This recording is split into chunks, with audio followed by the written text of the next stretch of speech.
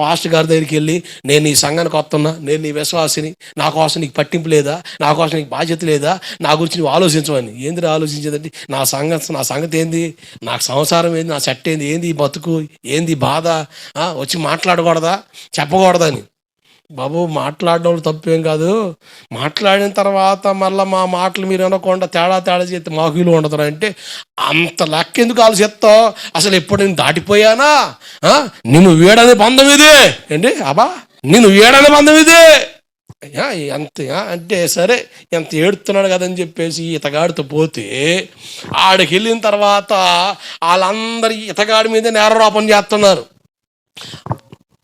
లేపుతున్నాడు, కూర్చోరా అంటే కూర్చోరా, అయ్యారు అసలు మాకు ఇది కాదండి, లేనిపోయిన వారు చెప్తున్నారు అని అయ్యగారు అడ్డం వస్తే అయ్యగారి మీద కోపంతో చేగెత్తాడు. ఇంకేంటి, బాత్రూమ్ పోయినా